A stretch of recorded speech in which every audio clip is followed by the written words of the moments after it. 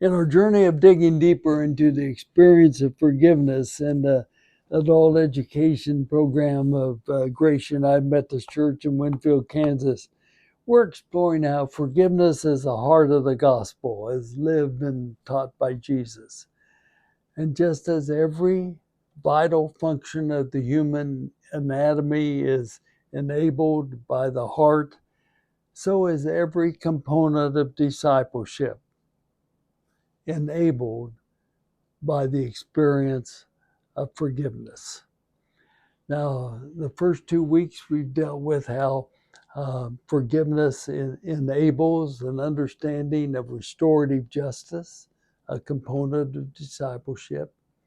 Then last week we explored how being healed, the one who forgives, being healed, how that is enabled by the understanding of the miracle of forgiveness. And this week, a third dimension of discipleship, freedom. Being free is enabled by Ubuntu, the miracle of forgiveness.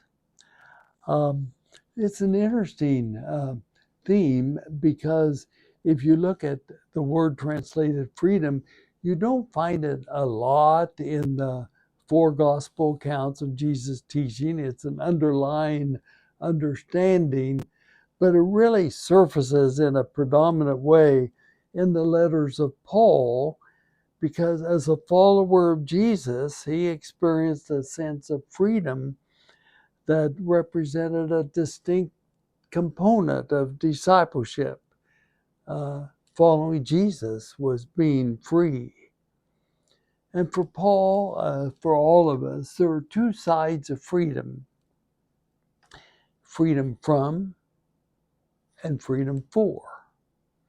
And freedom from for Paul was so clear because he no longer lived under the bondage of the law until his experience on that desolate road to Damascus.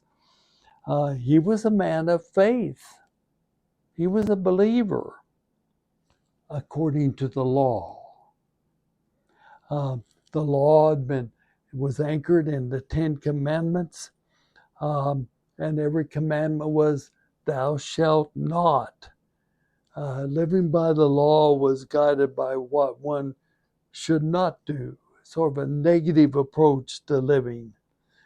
And not only for folk a long time ago like Paul prior to his conversion, but many persons live that life today of faith under the law, being in bondage to rules and regulations. For Paul, the first and foremost spokesperson of discipleship, it was very, very clear. Discipleship is an experience of freedom from the bondage of thou shalt not living. Say that again. Discipleship is an experience of freedom from the bondage of thou shalt not living. But the other side of freedom is freedom for. What's in store for one who experiences freedom from thou shalt not living? It's easy for freedom from the mountaintop from which we can know what we're free from. It's sort of a mountaintop experience. I'm no longer in bondage. And I live a life of spiritual relaxation for the benefit of myself. And the answer of Paul was, nope. You got it all wrong if you think you're at a mountaintop and you can relax and enjoy your own salvation, period. For as a follower of Jesus, freedom is for a life of servanthood, living for others rather than for oneself.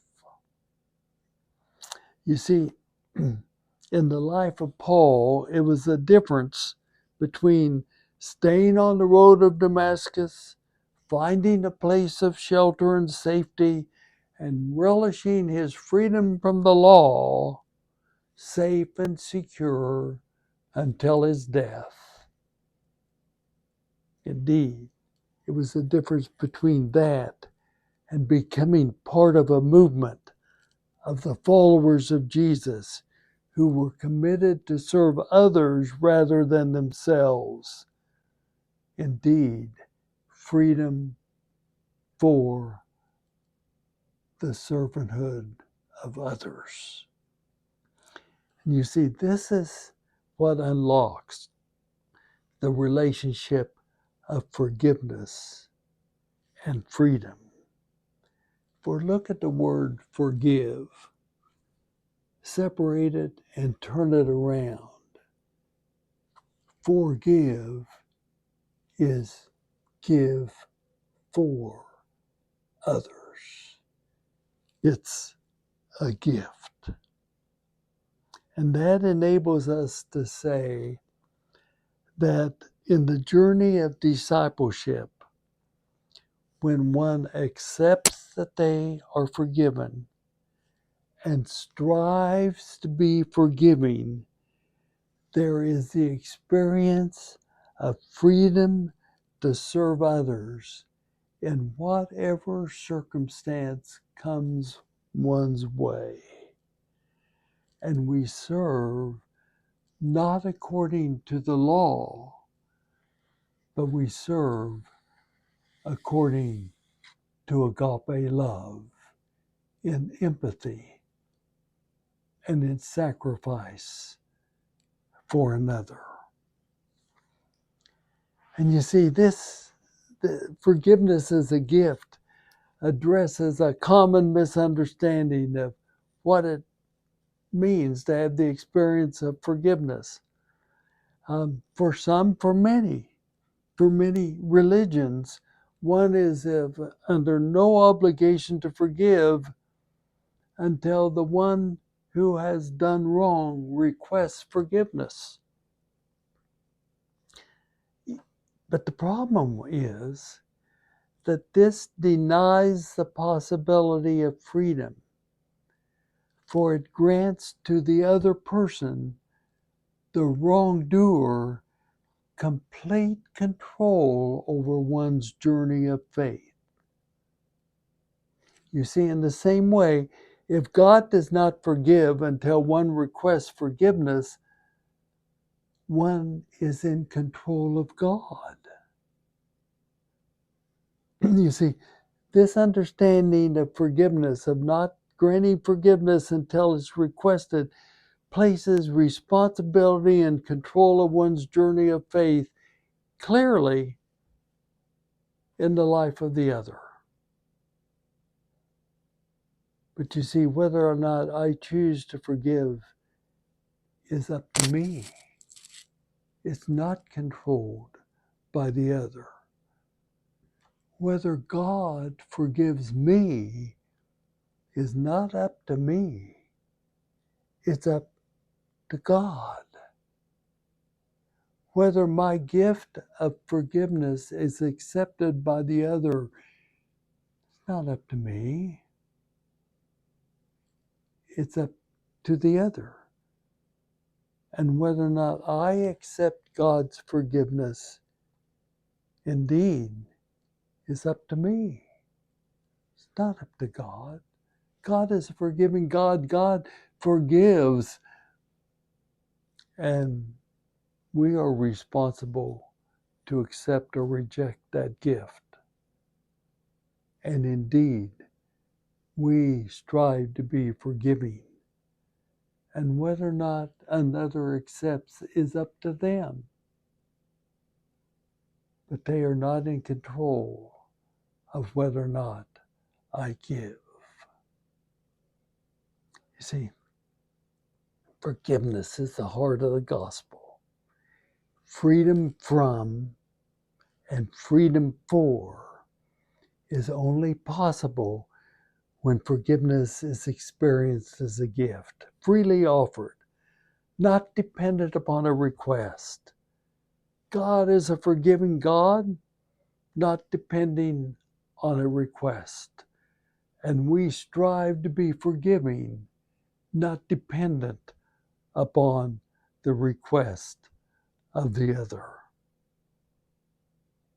Indeed, it's up to me to reject or accept God's gift of forgiveness. And it's up to the other to accept or reject my gift of forgiveness that I offer to them. But indeed, the other is not in control of my life and my choice to be forgiving. And I am not in control of God, whose existence is one of forgiveness. Indeed, I think this is the freedom that Martin Luther King proclaimed when he preached that great sermon. And at the end of the sermon said, free at last, thank God I'm free at last. Indeed, Paul, on the road to Damascus, experienced freedom that he had never experienced before and started serving the people that he was previously trying to kill. And indeed, Nelson Mandela in jail for 27 years, who like Paul, forgave his jailers. But it's also the component of commoners like you and like me. And when that gift of being forgiven and that gift of being forgiving is seen in commoners like you and like me, you can't miss it. It's clear for all to see. For a disciple is freedom from bondage of rules and regulations, and free in every situation to express in servanthood agape love. Forgiveness is not a means of control. Rather, forgiveness enables agape love to be given, no strings attached. Literally, as the heart pumps life blood to all the organs of the body, so does forgiveness pump agape love into the experience of spiritual freedom. Freedom from thou shalt not living, and freedom for living for others by giving the gift of agape love. Again, let me repeat. In the journey of discipleship, when one accepts that they are forgiven and strives to be forgiving, there is the experience of freedom to serve others in whatever situation comes one's way. For your thought and conversation concerning freedom, in your journey of faith, describe your experience of thou shalt not living. In your journey of faith, describe your experience of being free to serve others. And finally, who are the commoners among your family and friends who give and forgive without hesitation or restrictions, who live a life of being free. Thank you.